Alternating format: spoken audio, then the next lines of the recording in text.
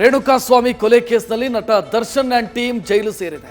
8 ದಿನಗಳಿಂದ ಪರಪ್ಪನ ಅಗ್ರಹಾರದಲ್ಲಿ ದರ್ಶನ್ ಮೌನಕ್ಕೆ ಶರಣಾಗಿದ್ದಾರೆ. ಇನ್ನು ದರ್ಶನ್ ಜೈಲು ಪಾಲಾದ ಬಗ್ಗೆ ಚರ್ಚೆಗಳು ನಡೀತಾ ಇದೆ.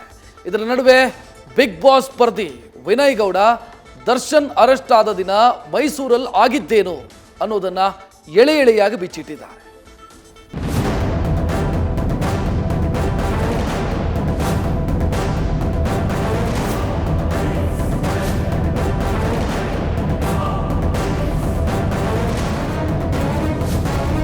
ಊರಲ್ಲಿ ಆಗೋ ಕೆಲ್ಸಕ್ಕೆ ಕೊಡ್ಲಿ ತೆಗೆದುಕೊಂಡಂತೆ ನಟ ದರ್ಶನ್ ಕಾನೂನು ಪ್ರಕಾರ ಹೋಗಿದ್ರೆ ಪರಪ್ಪನ ಅಗ್ರಹಾರದ ದರ್ಶನ್ ಮಾಡಬೇಕಾದ ಪ್ರಮೇಯವೇ ಬರ್ತಿರ್ಲಿಲ್ಲ. ಕೋಪದ ಕೈಗೆ ಬುದ್ಧಿ ಕೊಟ್ಟು ಮಾಡಬಾರ್ದ ಕೆಲಸ ಮಾಡಿ ಪರಪ್ಪನ ಅಗ್ರಹಾರದಲ್ಲಿ ಕಂಬಿ ಎಣಿಸ್ತಿದ್ದಾರೆ. ಕೊಲೆ ಕೇಸ್ನಲ್ಲಿ ನಟ ದರ್ಶನ್ ಜೈಲು ಸೇರಿ 7 ದಿನಗಳು ಕಳೆದಿದ್ದು 8ನೇ ದಿನಕ್ಕೆ ಕಾಲಿಟ್ಟಿದ್ದಾರೆ. ಅತ್ತ ಜೈಲು ವಾಸ ಸಹಿಸಲಾಗದೆ ದರ್ಶನ್ ಪಶ್ಚಾತ್ತಾಪ ಪಡ್ತಿದ್ರೆ, ಇತ್ತ ಸ್ಯಾಂಡಲ್ವುಡ್ ನಲ್ಲಿ ಪರ ವಿರೋಧ ಚರ್ಚೆಗಳು ಜೋರಾಗಿವೆ.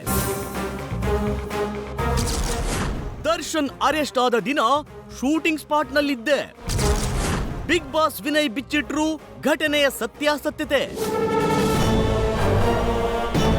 ನಟ ದರ್ಶನ್ ಅಭಿನಯದ ಡೆವಿಲ್ ಚಿತ್ರ ಮೈಸೂರಿನಲ್ಲಿ ಚಿತ್ರೀಕರಣ ನಡೆಯುತ್ತಿದೆ. ಜೂನ್ 11ರಂದು ಮೈಸೂರಿನಲ್ಲೇ ದರ್ಶನ್ ರನ್ನ ಪೊಲೀಸರು ಅರೆಸ್ಟ್ ಮಾಡಿದ್ರು.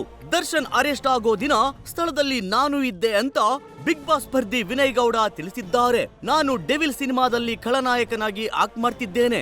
ದರ್ಶನ್ ಅರೆಸ್ಟ್ ಆಗೋ ದಿನ ನನ್ನ ಶೂಟ್ ನಡೀತಿತ್ತು. ನನ್ನ ಸೀನ್ ಬಳಿಕ ದರ್ಶನ್ ದೃಶ್ಯದ ಚಿತ್ರೀಕರಣ ಆಗ್ಬೇಕಿತ್ತು. ಆದ್ರೆ ಅಷ್ಟರಲ್ಲಿ ಅವರನ್ನ ಅರೆಸ್ಟ್ ಮಾಡಲಾಯಿತು. ಬಳಿಕ ಡೆವಿಲ್ ಶೂಟಿಂಗ್ ಪ್ಯಾಕಪ್ ಮಾಡಲಾಯಿತು ಎಂದು ವಿನಯ್ ಗೌಡ ನೋವಿನ ಸಂಗತಿ ಹಂಚಿಕೊಂಡಿದ್ದಾರೆ. ನೆಕ್ಸ್ಟ್ ಇನ್ನೊಂದು ಸೀನ್ ಮುಗಿದ್ಮೇಲೆ ಅವ್ರು ಬರಬೇಕಾಗಿತ್ತು. ಅಷ್ಟರಲ್ಲೇ ಪ್ಯಾಕಪ್ ಆಯಿತು.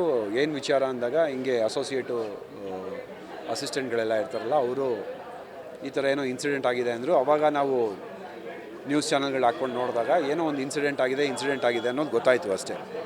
ಮೈಸೂರಿನಲ್ಲಿ ಇಲ್ಲ, ಅವರು ಬೆಂಗಳೂರಿಗೆ ಹೋಗಿದ್ದಾರೆ ಅನ್ನೋದು ಗೊತ್ತಾಯಿತು. ಅಲ್ಲಿಗೆ ಪ್ಯಾಕಪ್ ಆಯಿತು. ತಪ್ಪಾಗಿರೋರ್ಗೆ ನ್ಯಾಯ ಸಿಗಲಿ, ತಪ್ಪು ಮಾಡಿರೋರ್ಗೆ ಶಿಕ್ಷೆ ಆಗಲಿ. ಬಟ್ ಇವರೇ ಅಂತ ಯಾರಿಗೂ ಪಾಯಿಂಟ್ ಔಟ್ ಮಾಡಿ ಹೇಳೋದಕ್ಕಾಗೋದಿಲ್ಲ, unless the government, the law decides it. ಕೊಲೆಯ ಬಗ್ಗೆ ಹಿರಿಯ ನಟ ಸುಂದರ್ ರಾಜ್ ಬೇಸರ. ಕೊಲೆ ಕೇಸ್ ಒಂದರಲ್ಲಿ ಚಾಲೆಂಜಿಂಗ್ ಸ್ಟಾರ್ ದರ್ಶನ್ ಜೈಲು ಸೇರಿದ ಬೆನ್ನಲ್ಲೇ ಇಡೀ ಕನ್ನಡ ಸಿನಿಮಾ ಇಂಡಸ್ಟ್ರಿ ಮಾತಾಡುತ್ತಿದೆ. ಈ ಕೃತ್ಯದ ಬಗ್ಗೆ ಈಗ ಸ್ಯಾಂಡಲ್ವುಡ್ ನ ಹಿರಿಯ ನಟ ಸುಂದರ್ ರಾಜ್ ಬೇಸರ ಹೊರಹಾಕಿದ್ದಾರೆ. ಇದುವರೆಗೂ ಈ ರೀತಿ ಘಟನೆಗಳು ನಮ್ಮ ಇಂಡಸ್ಟ್ರಿಯಲ್ಲಿ ನಡೆದಿಲ್ಲ. ಈ ಘಟನೆ ನಡೆದಿದ್ದು ದುರಾದೃಷ್ಟ. ಜೀವ ಕೊಡಲು ಆಗಲ್ಲ ಎಂದ ಮೇಲೆ ಜೀವ ತೆಗೆಯೋ ಹಕ್ಕು ಯಾರಿಗೂ ಇಲ್ಲ ಎಂದು ನಟ ದರ್ಶನ್ ಮತ್ತು ಗ್ಯಾಂಗ್ನ ಕೃತ್ಯದ ಬಗ್ಗೆ ಆಕ್ರೋಶ ಹೊರಹಾಕಿದ್ದಾರೆ.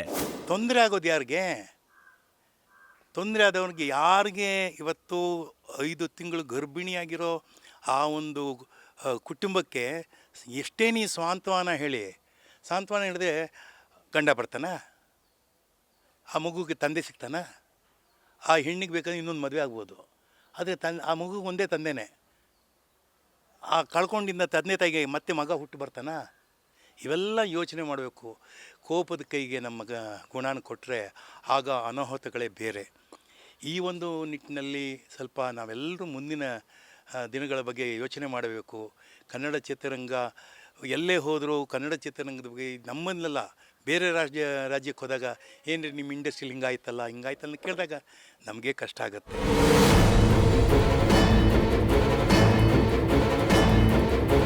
ಅತ್ತ ಕೊಲೆ ಕೇಸ್ನಲ್ಲಿ ದರ್ಶನ್ ಜೈಲಿನೊಳಗಿದ್ರೆ, ಇತ್ತ ದರ್ಶನ್ ಅಭಿಮಾನಿಗಳ ವರ್ತನೆ ಅತಿರೇಕಕ್ಕೆ ಹೋಗ್ತಿದೆ. ದರ್ಶನ್ ಅಭಿಮಾನಿಗಳು ತಮ್ಮ ಬಾಸ್ ಬಗ್ಗೆ ಸೋಷಿಯಲ್ ಮೀಡಿಯಾದಲ್ಲಿ ಸಖತ್ ಬ್ಯಾಟಿಂಗ್ ಮಾಡ್ತಿದ್ದಾರೆ. ಇದರ ನಡುವೆ ಸೋನು ಶ್ರೀನಿವಾಸ್ ಗೌಡ ದರ್ಶನ್ ಅಭಿಮಾನಿಗಳ ಕಮೆಂಟ್ಸ್ಗೆ ರೋಸಿ ಹೋಗಿದ್ದಾರೆ. ದರ್ಶನ್ ಪರವಾಗಿ ಮಾತನಾಡಿಲ್ಲ ಎಂದು ಕೆಟ್ಟದಾಗಿ ಕಮೆಂಟ್ಸ್ ಮಾಡ್ತಿದ್ದಾರಂತೆ. ಈ ಕುರಿತು ಸೋನುಗೌಡ ಸೋಷಿಯಲ್ ಮೀಡಿಯಾದಲ್ಲಿ ಬೇಸರ ಹೊರಹಾಕಿದ್ದಾರೆ. 8 ದಿನಗಳಿಂದ ಜೈಲಿನಲ್ಲಿರುವ ನಟ ದರ್ಶನ್ ರನ್ನು ಭೇಟಿಯಾಗಲು ಇವತ್ತು ನಟಿ ರಕ್ಷಿತಾ ಪ್ರೇಮ್ ಪರಪ್ಪನ ಅಗ್ರಹಾರಕ್ಕೆ ಬಂದಿದ್ದರು. ನಟ ದರ್ಶನ್ ಜೊತೆ ರಕ್ಷಿತಾ ಹಲವು ಚಿತ್ರಗಳಲ್ಲಿ ಅಭಿನಯಿಸಿದ್ದಾರೆ.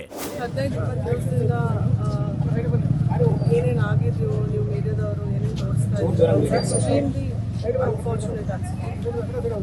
I would just like to say that nobody is above the law and may justice be done.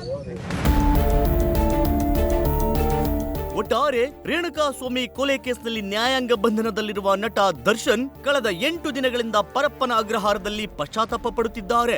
ಜೈಲಲ್ಲಿ ಯಾರೊಂದಿಗೂ ಬೆರೆಯದೆ ಮೌನಕ್ಕೆ ಶರಣಾಗಿದ್ದಾರೆ. ಆದ್ರೆ ದರ್ಶನ್ ಅಭಿಮಾನಿಗಳು ಮಾತ್ರ ತಮ್ಮ ಅಭಿಮಾನದ ಪರಾಕಾಷ್ಠೆ ಮೆರೆಯುತ್ತಿದ್ದಾರೆ. ಇದಕ್ಕೆ ಅಭಿಮಾನವೆನ್ನಬೇಕೋ ಅಂಧಾಭಿಮಾನವೆನ್ನಬೇಕೋ? News first bureau. News first ನಿರ್ಭೀತಿಯಿಂದ ನಿಮ್ಮ ಪರವಾಗಿ.